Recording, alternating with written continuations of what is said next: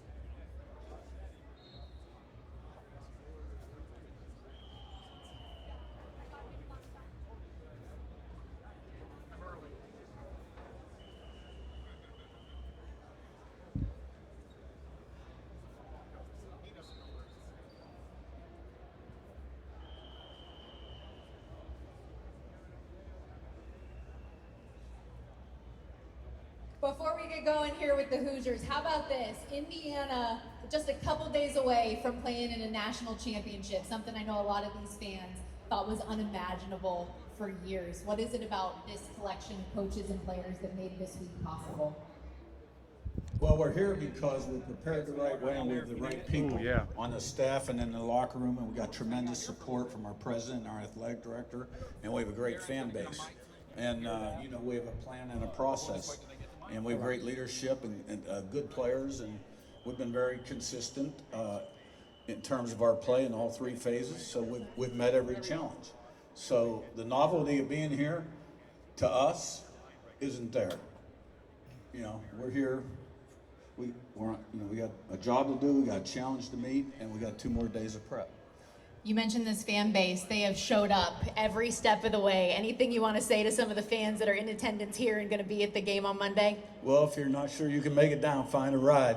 Yeah, the Big Ten championship last week against Oregon, the Rose Bowl. Yeah, Indiana fans, largest alumni base in America. A lot of people didn't know that. And, it's been huge for us. Thank you. Best of luck. Thank you.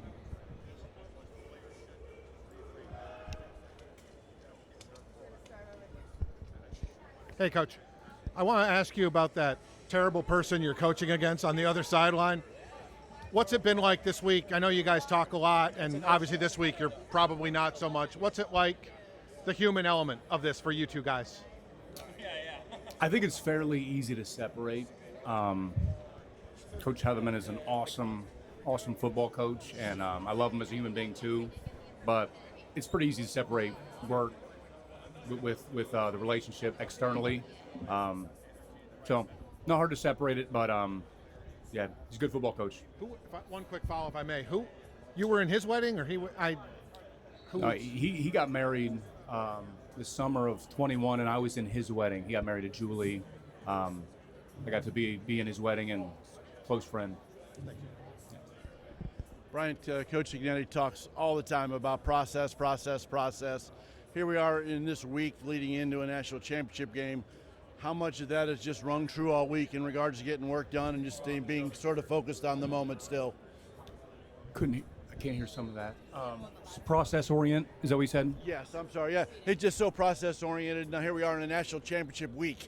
What's this week been like, and have you all been sort of staying true to that process for this game? Yeah, absolutely. It's the same. It's the exact same thing. I think that's what makes Coach Ignetti's system unique, makes what we do unique. Is this is another football game.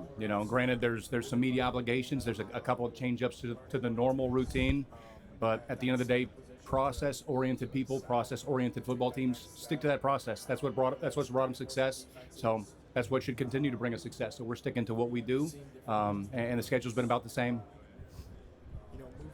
Coach, when you kind of reflect on your journey, if you're able to, how much do you kind of think back of where you were, 8, 9 years ago, and then here you are, defensive coordinator of a potential national championship team? Yeah, I don't think about that much at all outside of these moments where somebody brings it up and then I get a chance to maybe tell my story a little bit. There are moments in there where maybe I get some feedback on what you guys hear from me, whether it be from somebody that's maybe going through the same struggle. and that's meaningful to me. I'd love to be able to help and give advice as much as I possibly can, but I'm a defensive coordinator at IU, and I got a lot of work to do, so I focus on that. I don't have a lot of time to think about making no money back in 2012. I'm just trying to do my job today, tomorrow, and then Monday night. Coach, Miami has quite a bit of speedsters like a Malachi Tony. How do you defend speed without losing discipline? Yeah, Malachi Tony's a phenomenal player. I think he's probably the best slot we've seen. It's unbelievable when you watch him on film, the fact that he's only a freshman, and it's mind-blowing because he plays like an upperclassman. He's physical, obviously fast, very sudden. We need to be true to our leverage points, meaning if we're in zone, if we're in man, where's our help at? Like, we shouldn't be expected to have to try to play Malachi Tony all over the field in isolation moments. We should be able to use leverage on him and to vice him. So staying true to our angles, and that should help us against the speedsters that Miami has, especially number 10. I mean, he's phenomenal. Corey talked a little bit about how much he took from his time at JMU and working with SIG and obviously working with you. Do you see a lot of similarities between what they do and what you do now, or is he kind of his own thing now and you're kind of your own thing? I'll live with you. I don't watch a lot of Miami's defense just because I'm working on their offense. I'm trying to attack Coach Shannon Dawson and Malachi Tony and quarterback. So I know a little bit about what Corey's doing because we do talk a little bit. I think there's some similarities. I'm sure there's plenty of differences too. But to be honest, I don't study Miami's defense much. Brian, you've had the opportunity to go against a lot of good quality elite offenses this year. What separates this Miami offense from, say, Ohio State or Oregon or those types of teams? Yeah, physicality, their physicality. Not that the other teams that we played weren't physical. I'm not saying that. What I'm saying is that if you're going to put them all on a line, which offense is the most physical? Miami is the most physical offense. Big, powerful back. Their offensive line, again, enormous, but these guys play together very well, and they lean on you. They have a system that allows them to kind of turn it into a little bit more of a wrestling match than some other offenses. So it's their physicality that makes them unique. That's why they're here. Very physical on the perimeter, too. We talked about Malachi Tony being a freshman. He blocks like he's 240 pounds, and he's been doing it his whole life. I mean, like, the physicality they show out throughout their entire offense is what makes them so unique. Yeah, Coach, I'm just curious. You talked about preparing for football teams and preparing for offenses. Where does that process start? What does it look like? You don't have to give me too many secrets, but how do you go about breaking down a football team? Well, I start with what they do best. It's like if you play one-on-one basketball against somebody, like, what is this person right-handed? Like, okay, well, I'm definitely going to force him to his left then. Like, let's take them out of their original game plan. So I always want to identify what does an offense do best? What's going to allow them to win the game most easily? If you can identify that, take that away. Priority one. Priority two is what do we do well? Where are their vulnerabilities versus what we can do? So how can we attack them? So I want to make them play left-handed, and then I want to find a weakness that we can exploit. So it starts from there, and then we have such a large playbook amount of content. We just start picking and pulling the things that allow us to attack those weaknesses most effectively. Brian, you talk about maybe taking away some of their strengths. One of the things that Miami has done in this postseason that they hadn't done a whole lot in the regular season is Carson Beck scrambling and making some plays with his legs. What have you seen on tape from that, and how do you guys try to incorporate that into your defensive approach here? Yeah, I think that Carson Beck is leaving the pocket and scrambling, I guess, because his primary reads aren't there. And I think that one huge step that Carson has made in his game, in my opinion, is he's taking care of the ball. So if the first one or two options to throw aren't available, now he's running and maybe it's a gain of 2 or 3 yards, and he hasn't put his offense in peril in any way. I feel like he's very much a point guard of this offense. He wants to distribute the ball to the perimeter to his playmakers. If those looks aren't there, running it and gaining 2-3 yards is a positive play. I think that's a big step for him. He's not turning the ball over. He's protecting it. Get the ball to your playmakers or don't put it in peril, I think, has been what he's going for. The goal is to try to take away both things, to take away those primary options, and then also, if he runs it, to put our face masks on him. So that'll be our attack. Hi, Coach.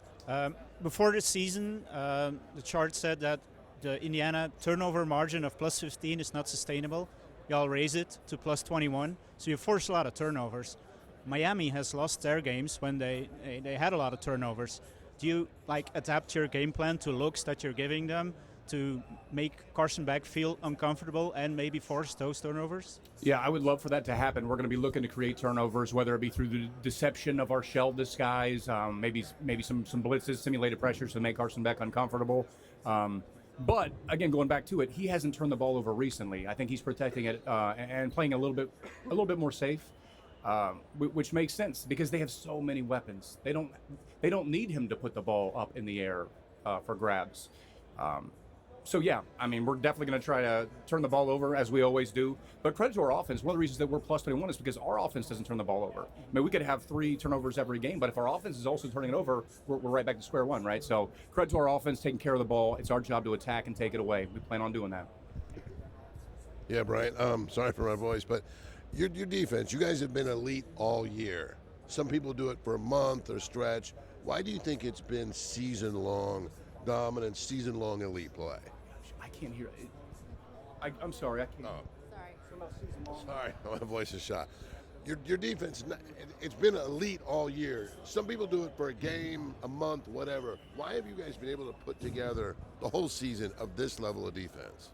I think it's because we break it down one game at a time. We're not trying to be great for the whole season. That's not the goal. The goal is to be great for one game, right? And then put that game to bed.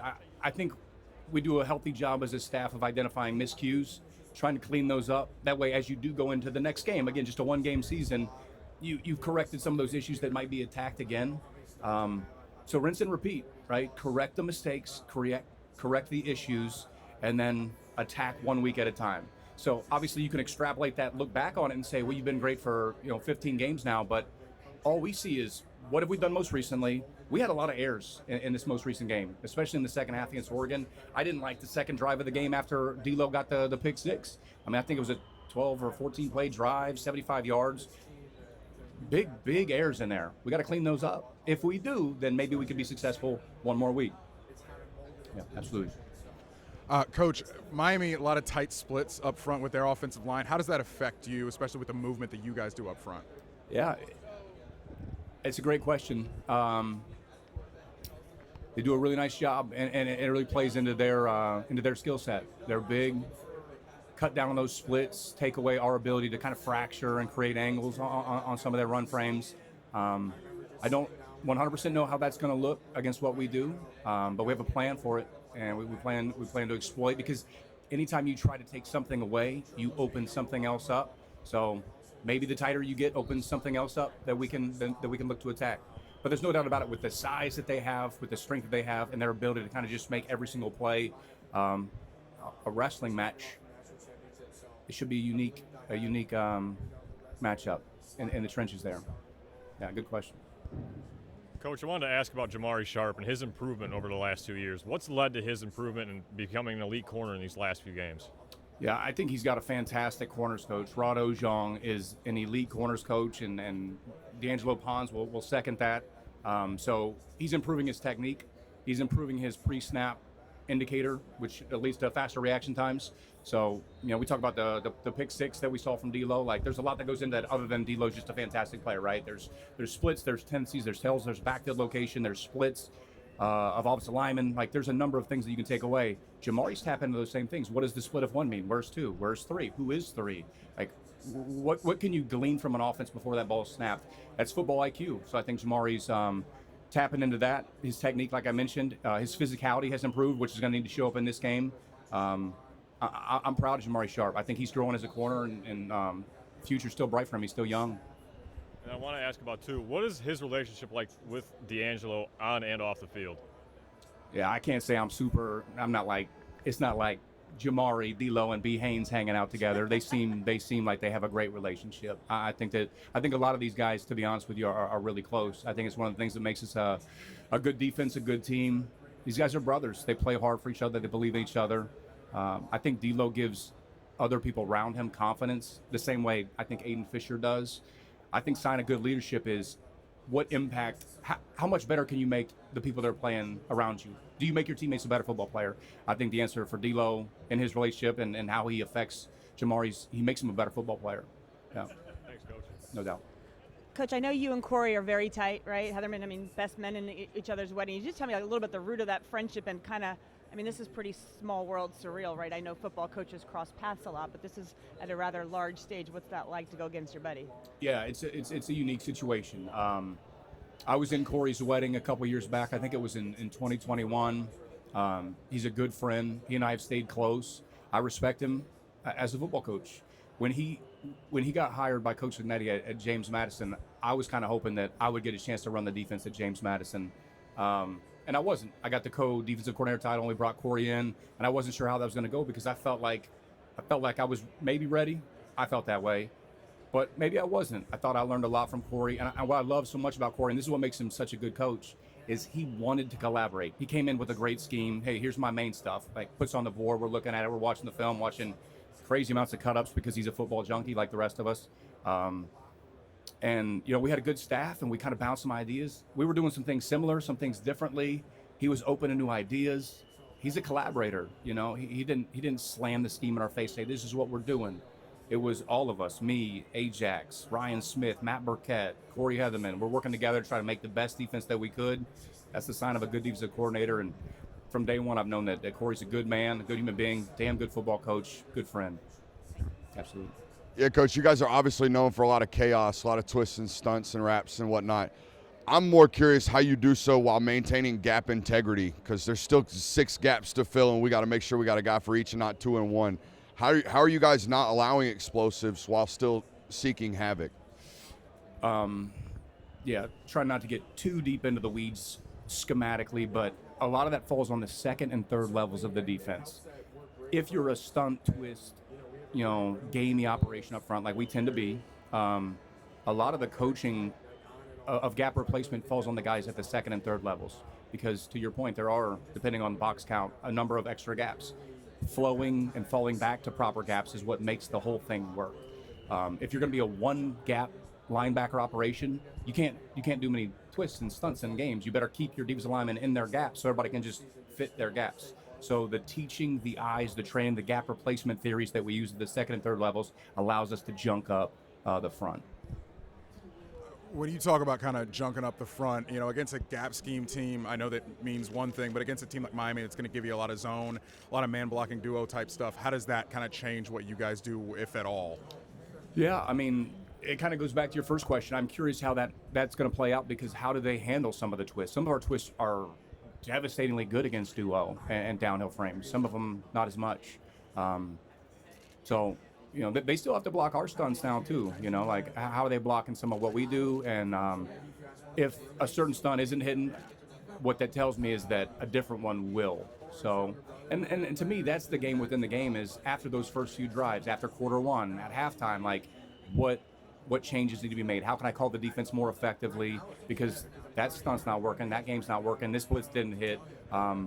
We've got plenty more. So if something isn't hitting the way we want, better change that scheme up, because something out there in our scheme is a banger. We got to find it. Thanks, Coach. Yeah. Hey, Coach, what are the keys to containing Malachi Toney? Malachi Toney? The keys to stopping him? It's a tough one. I would love to be able to stop number 10. Not all my calls are going to be able to do that. That being said, a number of my calls do highly account for where he's at and where he's located. We typically play a lot of zones. We play some man. We play some quarters. We play some Tampa 2. I think one way that we can potentially slow him down is to confuse him. If he's not 100% sure what coverage we're in, how does he know how to adjust his route accordingly? So I'm a big fan of deception. 1, to a quarterback, but 2, also to playmakers on the perimeter.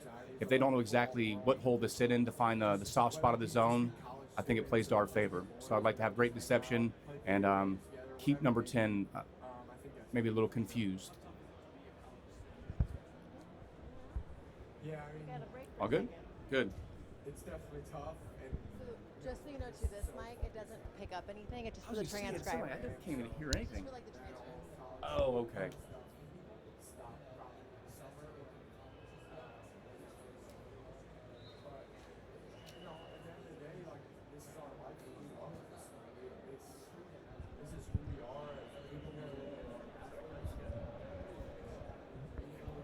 Hi, Coach. I just had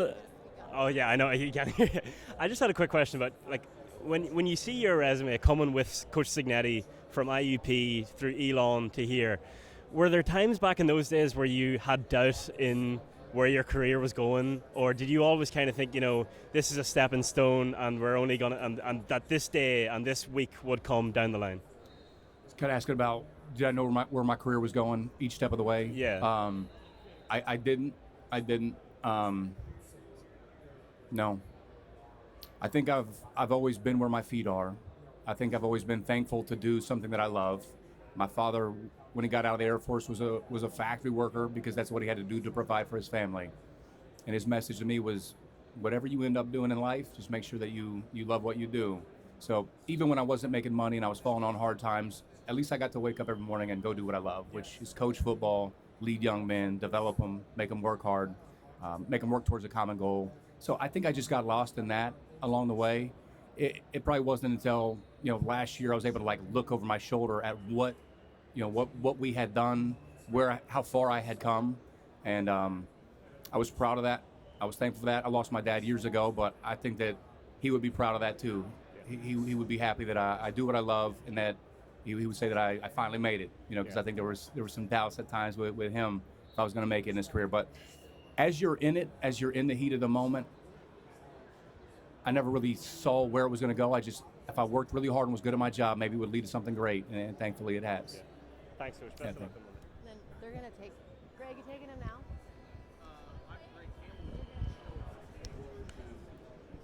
Okay, we going? Jesus Christ. Okay.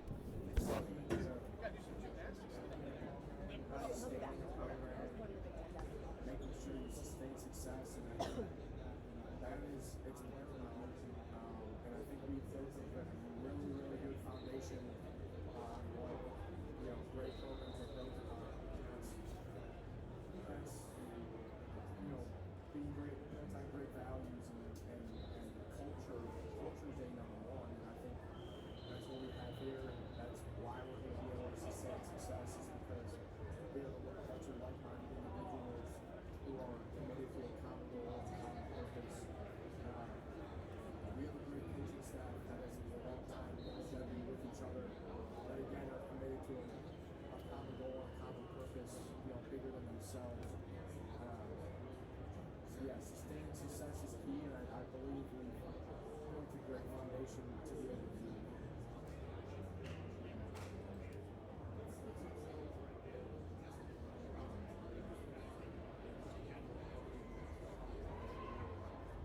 It is unbelievable what Hoosier Nation has been able to accomplish. Just a support fan. It's awesome. There's nothing like it. Just like I kind of talked about earlier, we're all on this long journey, and these fans are on it with us. They're a part of it. It's one goal. It's one whole, right? It's a sum of all of our parts as one whole.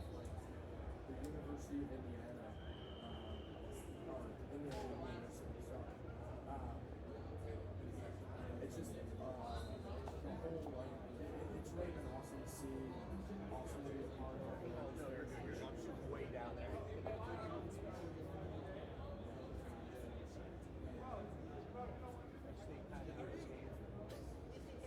He's got that one-handed job way out there, making sure we put making sure we make it a process, and that same process that is on this year. And the stage is big, but the stage has been big, right? So I think we've done a great job of just keeping our eyes focused, staying focused on the task at hand, not making it bigger than it is, not changing our process just because it's a different game or just because it's the national championship. Our process has led us here, right? We're a product of what we've done consistently over the past 6 months, and I think we've done a great job of staying true to that process.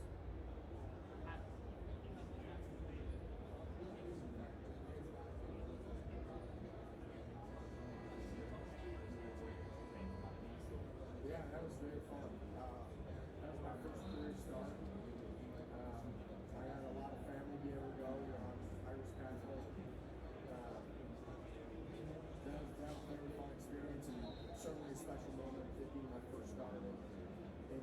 public. It's just an awesome college experience, awesome to be able to be there and for my family to be there and experience, the country. Very fun, very, very fun.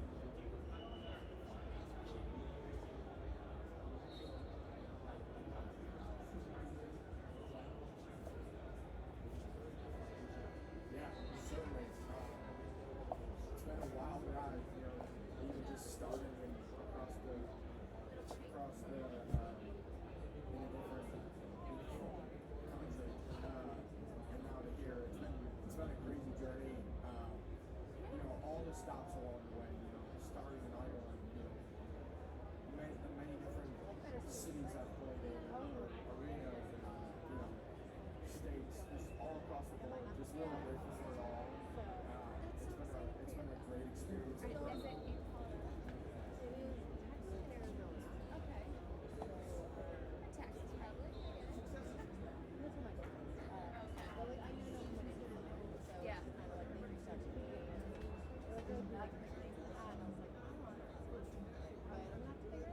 Our staff is like 300 people.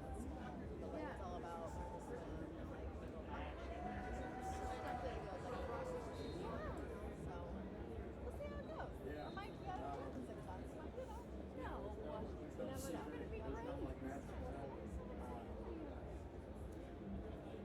secrets in the work, secrets in the process. We probably grab Bryant for like a couple questions before he touch.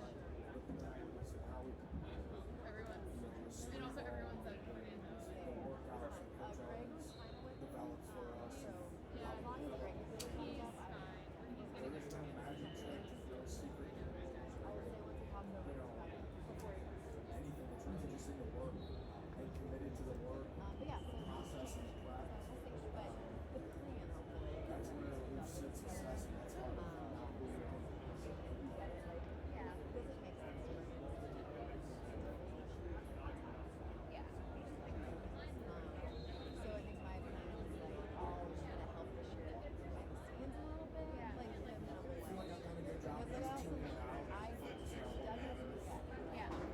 It's bittersweet.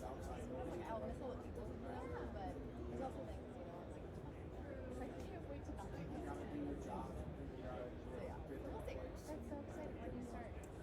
Already kind of started, but it's been like not full time. So I'll finish out my contract games.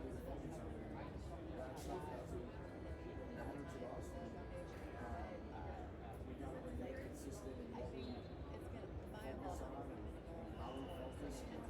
yeah, it's just things like Tuning out, even with your calls, like there's things that you guys each do. focusing on Yeah, so preparation. yeah, it's not rocket science. It'll be fine. I'm excited for you. Sacker, please. I'm gonna bother you all the time. Please, please. That's what you won't do stuff around the Olympics then.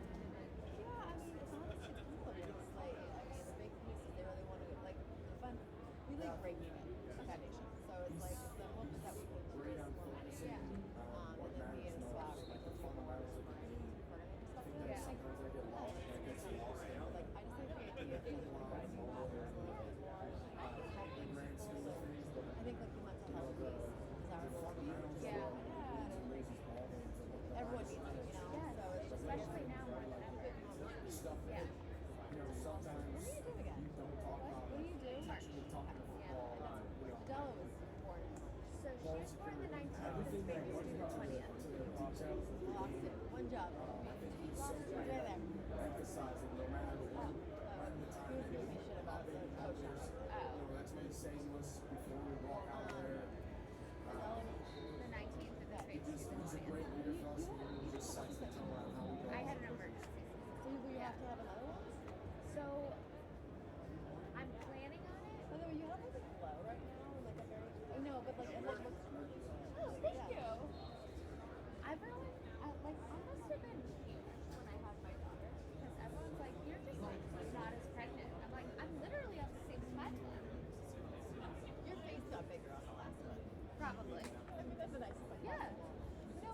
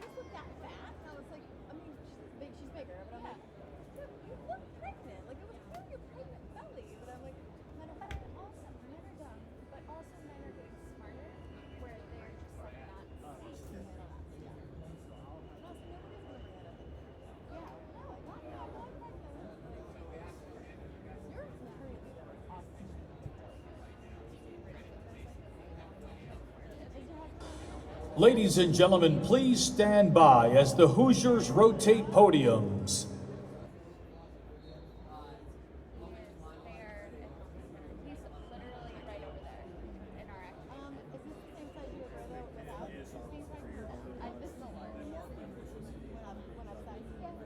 I don't mind bagging things. I lost him, Jason.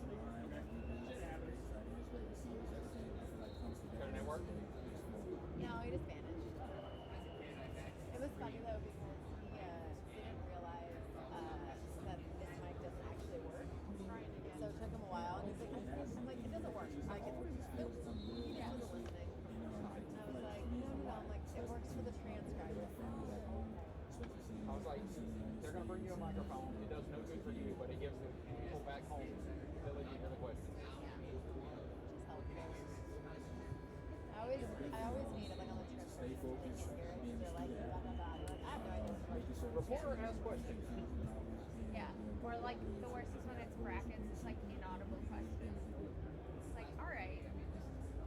So I ever tell you my funniest transcription story when the volunteers doing it, and they have Michael, not Michael, Ryan Lochte, and Definitely just being focused and paying attention to our this is 2008. This is like a while ago.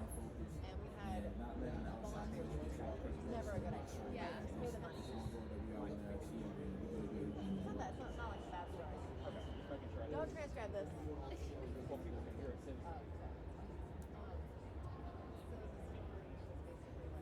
Definitely our culture. I feel like we do definitely make a lot of mistakes, but I feel like we just do it at a really high level and just stay fast and physical and making sure that whatever mistake we do make, So like kind of a list. 100%. Yeah, but like you didn't have it in. But you thought, oh, when I won my world championship medal, I got girls. So another pair of girls is what I'm gonna get. But they transcribed it. Definitely bringing in the right guys, the ones that fit in our system. I feel like Coach has done a great job of that, and I feel like we have guys who believe in the process and also are going to do anything to get to our stage right here, the national championship. And I feel like we all just grateful to be here and taking it one day at a time. Man, he's just vocal, and he wants all his teammates to succeed. He wants everyone to do the same thing. And it's all evident in practice and just in everyday life around the facility. Other guy doing the radio gig. Also, is that with the CSM? Yeah. Rose is a great guy, man. Also, One with no, not the one. Blue. I feel like we did a great job together. Having someone like him out here is a great leader. He looks super familiar. He's also vocal with our guys, and he does a great job of just bringing them together and just like doing the same things. And I feel like being a part of the it's two together. First of all, how dare you? Fun to watch and also being a First of all, part of it. rude. And I took that personally. I did.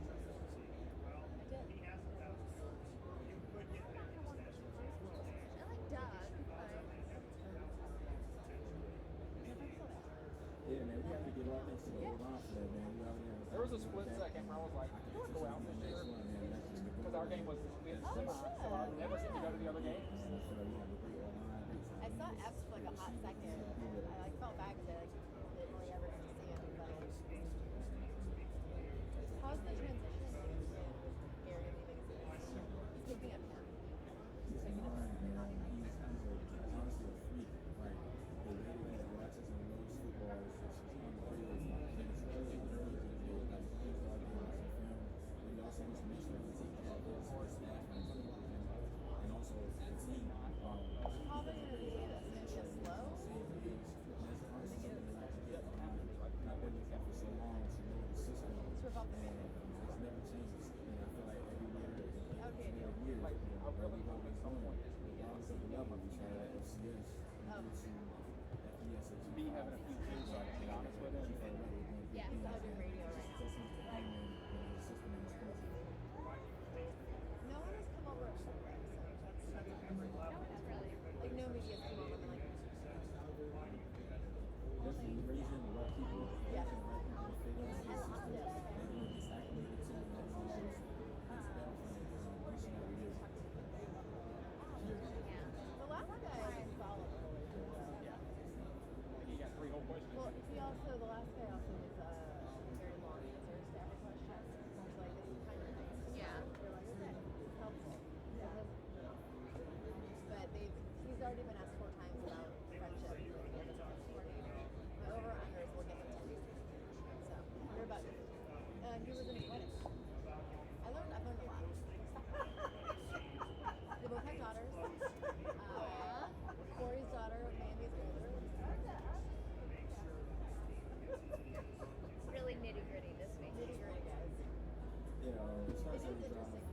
of like the overlaps with like They all sit somewhere together. They all cut their teams together. Some group of five. Anybody need a water? Good job. This is Kevin's son. Yes. I love your dad. He's the best. I'm Karen. I'm with the Rose Bowl. Nice to meet you. I've thrown away more water bottles than given more water bottles. There's no trash can. They brought some in. They did? Where? Me and Josh last summer. Oh, okay.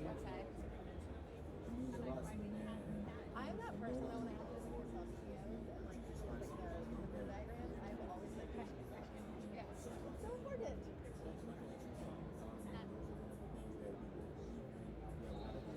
Yeah, exactly. He's here the whole hour.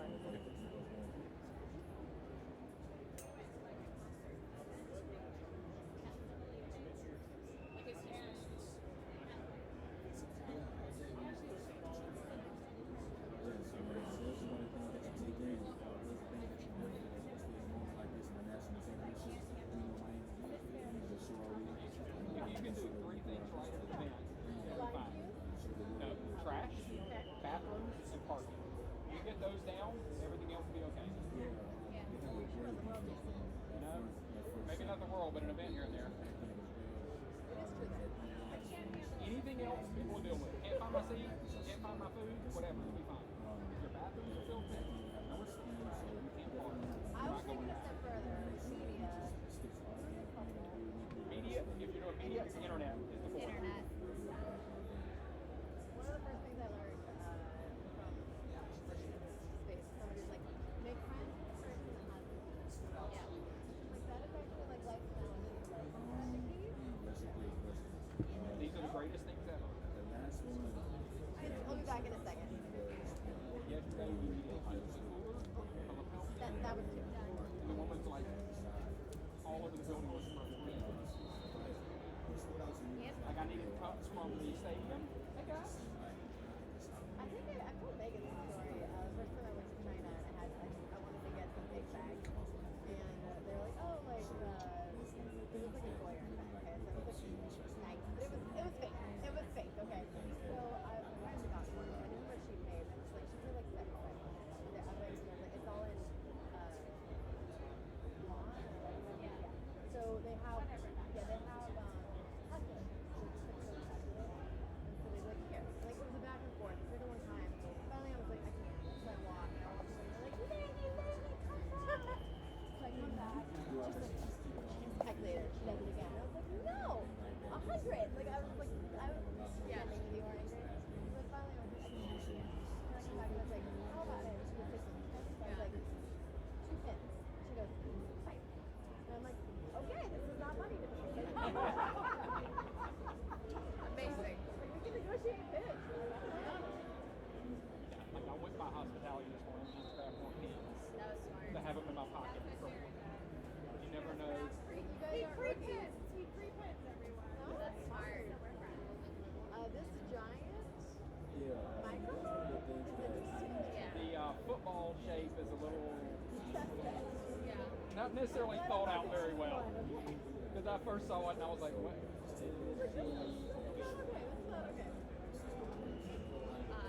Well, I didn't see the laces, so it's even more. I didn't either. I just saw the top of it like over her shoulder.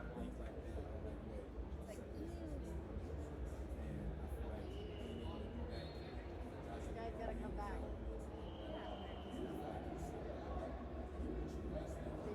Is that Joshua? Josh. Let him go. Just doing his thing.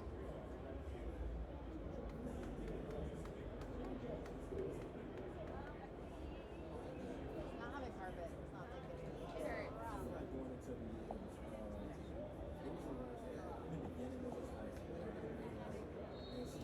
I feel it in my hips always. I feel everything in my lower back right now. What's like your biggest gripe being pregnant? I don't know. I like I'm just tired all the time. Well, you literally have somebody like sucking the life out of you. Yeah, I said it was a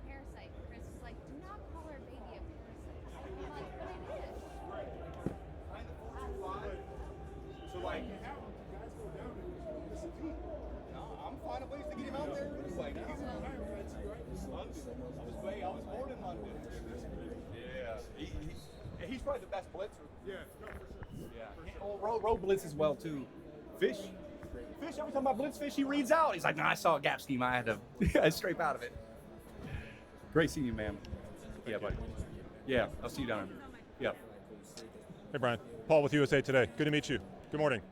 I was wondering how much you relied on the guys you had taken with you from your defense at JMU to help with your install, and not as much with the install, maybe even more so helping you deliver the message, deliver what you guys were about, deliver expectations. Did you lean on them a lot to help you get these guys up to speed, maybe even before spring ball last season? I did.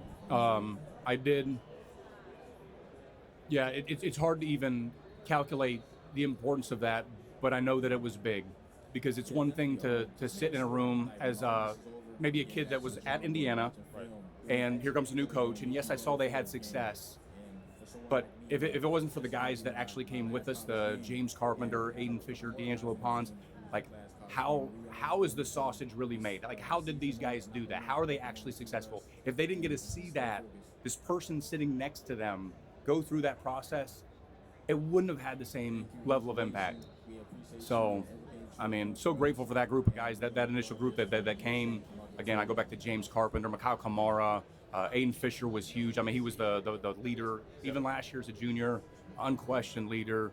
And then obviously D'Angelo Pons. So not only did they get the messaging from us, but they saw it. They saw the day-by-day effort, energy to the ball, the accountability in every single thing that you do, the culture standpoint that Coach Signetti puts on the guys. Like, they saw how it operates in real time. I mean, there's no better way to grow a team quickly than that right there. A couple of the guys, the holdover guys who you didn't bring with you, they said that it was about the Nebraska and Washington 2-game run last season where they were able to combine messaging with results, and it led to, in their mind, like we get it now, and not just we get it, this is going to be something big. Does that at all match up with the timeline you might have in your head, that it took until on-field results to maybe get to the point where it was 105 guys in unison? Yeah, those were big games last year. I mean, I remember that stretch, and I guess maybe even I thought to myself after that 2-game stretch, like, oh, like maybe we can go win this thing. Like that moment hit for me. But honestly, maybe even games 1 and 2 for me, like seeing it, because I had to prove it to myself too. Keep in mind, I had not been a Big Ten defensive coordinator. I felt like I knew how to be a successful coordinator. I had done that at JMU for 2 years, but like, can I do this stuff with a new group of guys in the Big Ten? But so we played FIU in the opener, and I remember the first couple series, like it looked like I wanted it to look. It's TFLs, it's fast, it's aggressive. I felt like right there was a step forward in what I wanted Indiana's defense to look like. I think we've taken that further and further as we've gone, but I thought early on it looked different to me. We weren't kicking a field goal to tie Akron to run into overtime. You know, we started smashing people, and that was what we wanted as a staff. So we got to smashing people pretty early. Right. Thanks for sharing that. Yeah, thank you. Yeah, Bryant, how's it going? With you and Corey, why did it click so well? Because you didn't know him before you got together when he came from Maine, did you? No, I did not know him until we met for his interview when he came and spoke with Coach Signetti, and he got offered the job on the spot. The reason it came so easy, one, is because I had already respected what he did. We had some crossover games when I was at Elon, so I saw his main defense play, and I liked their style. Again, there's some similarities between him and I. He has a D-line background. I have a D-line background, so his defensive line was fast and physical and violent and vertically charged. I liked his style. I liked his system. And then it was early on when we started working together, he was a collaborator. His ego wasn't so big that he didn't want to take in other ideas. He didn't slam the main playbook in our face when we all got to JMU and said, we're going to do it like this. This is the letter of the law. We had guys. He had a corners coach come with him from Maine. Myself and Coach Ryan Smith, the safeties coach, came from Elon. We brought Ajax in from Mississippi State at the time. So we had, a unique cluster of people. We all had ideas and ways of doing things. He was open to all of it. So to me, what that showed is he's a good boss. He's a good coordinator. He can take in different ideas and be a great collaborator. And then other than that, he's similar to me. He's competitive, talks junk, he's confident. So it meshed well very quickly. And you mentioned kind of collaboration. Matt Burkett talked about how you maintain that. Like, how important has that been for you? And you mentioned learning that from Corey and seeing that in action. How has that helped your success and develop as a defensive coordinator? I think it's been big for me. I took that trait in large part from him, but also Coach Signetti too. Coach Signetti's another one. Like, Coach Signetti's smart, and he recognizes a good idea when he hears one. It's not, no, we're going to do it my way, even though clearly that's a good idea. He's open to suggestions, and so I learned the power of collaborating from Corey, and I think it's been big to my career. I also think it helps me with my staff, because who wants to work for the guy that's not going to listen to any ideas that they have, right? So we're all a part of this. We're all doing it together. It's not my defense, it's our defense, and I definitely learned that from Corey. I think he does a great job with that. I'm sure he still does here at Miami. Coach, Miami has Malachi Toney. He could catch the ball, run the ball. He's thrown the ball 7 times. How do you prepare for that as a defense to keep everybody disciplined, to know that he could do anything at any time? Yeah, one of his best skill sets is the one that you didn't mention. He can block. This dude can block his tail off and holds a lot too, but hey, he's just competing. He's a great football player. How do we prepare for that? The same way we prepare for any great football player: Jeremiah Smith, Carnell Tate, Malachi Toney. I mean, these guys are elite. We're not trying to take him completely out of the game, but we have to account for him. Where is he at? Where is he located? Where's he motioning to? Why is he motioning there? Know where he's at, and then within each call are nuances that can be adapted based off of what he's telling us. And that's what's so great about the scheme. If you know the scheme, the ins and outs of the scheme, then you know how it can be tailored to what you might get from this look.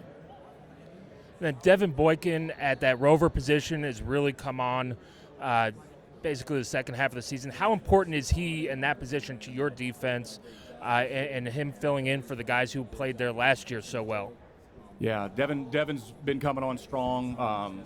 He's always been playing at a high level, whether he's playing the rover position. And listen, we have a lot of sub packages too. So he plays, a rover or nickelback position in one package. Another time he might go up to the roof. He's playing free safety. Amari Farrell got hurt in the opening kickoff in our last game, and Devin Boykin was playing strong safety through the field, which is not something he has a lot of reps of. Speaks to his versatility, speaks to his football IQ. Competitive kid, played a lot of football. Proud of what he's done for this defense, and gonna need a big game from him on Monday night. So I used to work for Channel 2 in Dayton and lived in Troy, Ohio, and they're in the same company. They want me to ask you about your roots in Piqua and what you learned there as a player in that program, and how that helped mold you to be the coach you are today. Yeah, it's an open-ended one. I could talk for a while about that. Very thankful for my upbringing in Piqua. We moved there when I was fourth grade, maybe 5th grade. So most of my upbringing, I see myself as a Piqwad. Blue-collar town, tough area. Really big on football. We moved there because it was closer to my father's work. He was working at Honda up the road, so moving Piqua was a little bit closer for him to travel every day. They had a really good football team. Great football coach is still there, Bill Neese, who was a mentor of mine. Fell in love with football there. Grateful for all those moments. I think a lot of the success that I've had, and kind of like when I look back and how I overcame this, and everybody's talking about how poor I was. Always like, it's not too crazy. I didn't grow up on third base. So hard work pays off. Piqua taught me that, and held true to that along the way. Coach Haines, I was talking to Miami receiver coach earlier in the OC. They said they've never seen a zone coverage. They said they've never seen a zone coverage like your defense before. What is it about your zone that makes it so difficult for offenses to dissect? Which zone? The entire scheme of the zone coverage that you guys run. And I think that's your answer. It's like, we don't have a zone defense that we play. We play a lot of zones. Which one are we in? When does the quarterback recognize that? Does he still have time to throw the ball at that point? So to me, that's maybe what makes it great is, the spacing of it, maybe the disguise, the deception of it, and the inability to identify it quickly in the frame. Absolutely. Hey, Coach, you're facing a good offense this week. Malachi, the quarterback, big-ass offensive line. They say size matter, but sometimes it don't. I think you have done a great job of telling the guys 5 wide, hey, the ball got to come out quick. What do you think your biggest task this week as far as facing the Miami Hurricanes? Yeah, I think all of it working together is what makes it so challenging. I actually kind of look at this offense as like a triple option offense because they can hand the ball off to this big back. It's almost like a fullback dive and triple option, right? It's just like these big dudes coming downhill and physical. And then the next play, they spit it out to number 10 on the perimeter. And now the game's being played out there. So it's like, are they attacking us here or way over there? And there's kind of like two wars happening on different parts of the field, if you know what I'm saying. I think that's what makes them great. I think the key to that is going to be our spacing. Like you have to attribute the correct amount of resources to the war that's going on there, but you can't go to war just over there because you got a war right here too. So they pull you in these two different directions, and then they're good on both fronts now, whether it's how big they are and how powerful their running backs are, or how they block on the perimeter, and then number 10 with the ball in space. So we got two wars in one, and that's what's going to make Monday so special. Kurt was joking about Corey playing quarterback. How did that show up? Knowing him as a defensive guy now. Corey's a smart football coach. I think that the quarterbacks, even in recruiting, I like recruiting quarterbacks at other positions because they have a different viewpoint of the game. I think same thing with coaching. A coach that played quarterback probably has a great understanding of space and route development and coverages and rotations of safeties, setting protections. So I think his playing days, if you call him that, probably allowed him to be a little bit more of a holistic coach and do more than just defensive ends, which is what he was coaching defensive ends when he was coordinating at JMU. That being said, Corey's a horrible athlete now. There was no other position for him on a field other than just staying back there and spinning the thing. Hey, Coach, how would your defense be different if you didn't have number 5 on your side? How would our defense be different? Without D'Angelo Pons. Well, yeah. Well, we had one game where number 5 was hurt. D'Angelo missed the Iowa game, and he wasn't officially out of that game. He didn't get hurt until Thursday that week. So I prepped the whole week, including Thursday, under the pretense that D'Angelo Pons was going to wipe out one half of the field, and all I had to do was worry about the other half of the field. So when he went down, I found out he was out on Friday. That was a sleepless night for me, and we had to make some alterations. The zones changed, the spacing changes. D'Angelo Pons takes half of the field away.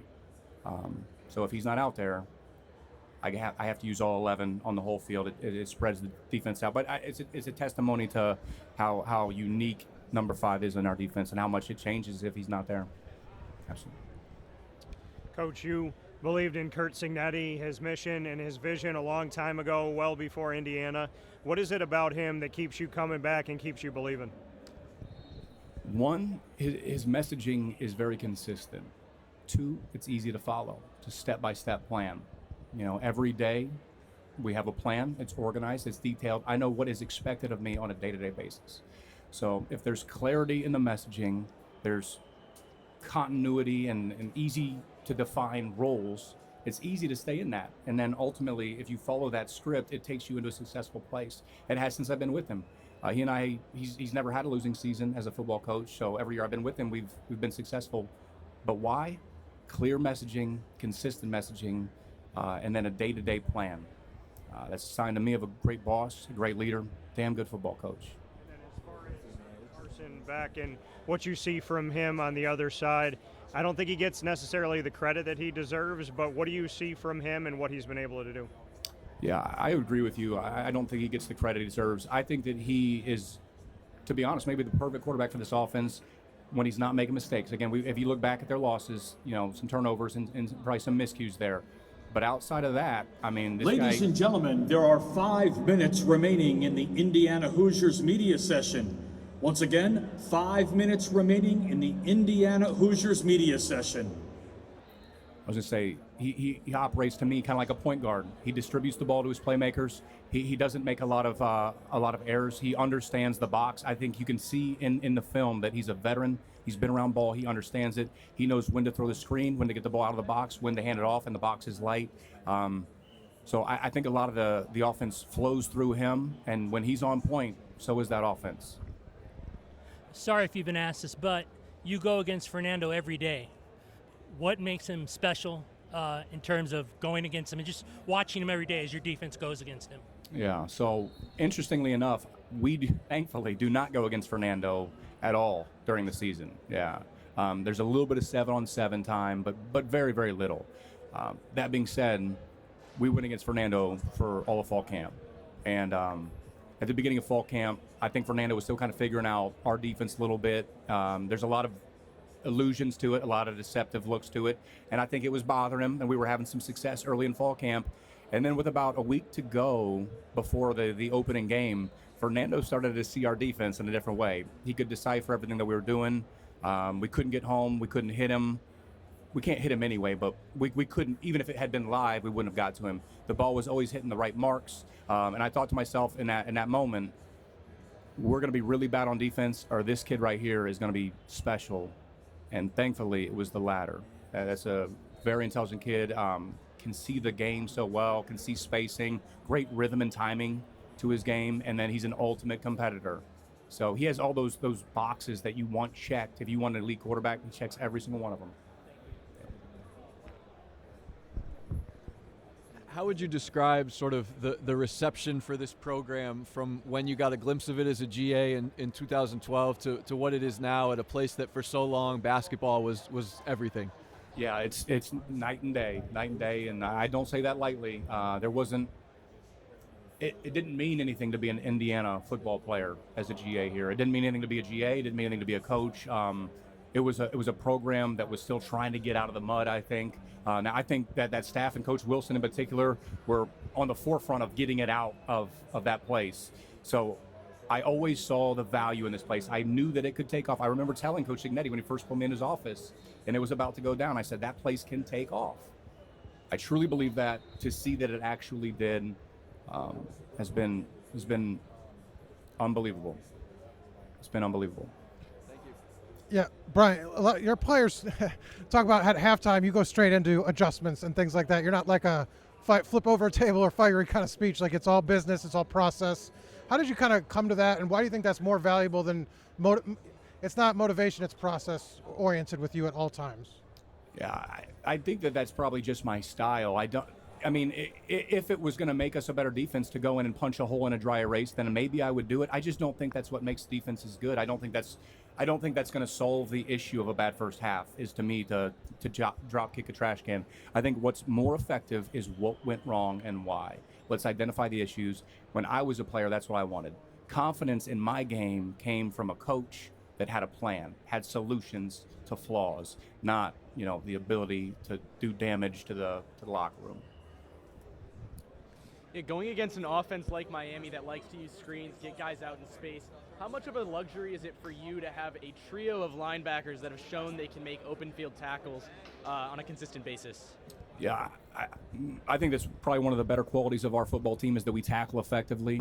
I think that we do that because we understand the spacing of the game, even within different coverages. I'm a big teacher in leverage points, meaning that there's usually two guys in a zone that should be able to corral or vice a ball carrier. Using your help, using your leverage point usually can help you against elite athletes like what Miami has. But again, this is a different deal. These guys are elite, number 10 in particular. When he has the ball in his hands, if we don't find those leverage points, it's going to be a tough night. A running back who, through the college football playoffs, no team has really had an answer for so far. Yeah, it's unique. It makes you think like is what they're doing so spectacular that it can't be stopped, or has just nobody found that flaw in it yet? And that's what I like to think, is that there is a hole in this thing somewhere. It's my job and it's our job as a staff to find some of those ways to fracture what they're doing and just make them play off schedule and with their left hand.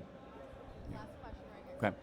How do you teach disguise and decide which players are good at it or have an innate ability to Ladies disguise? and gentlemen, that concludes today's Media Day. For those members of the media who took transportation from the Media Hotel, departures will begin shortly in the same location as drop-off. Once again, that concludes today's Media Day.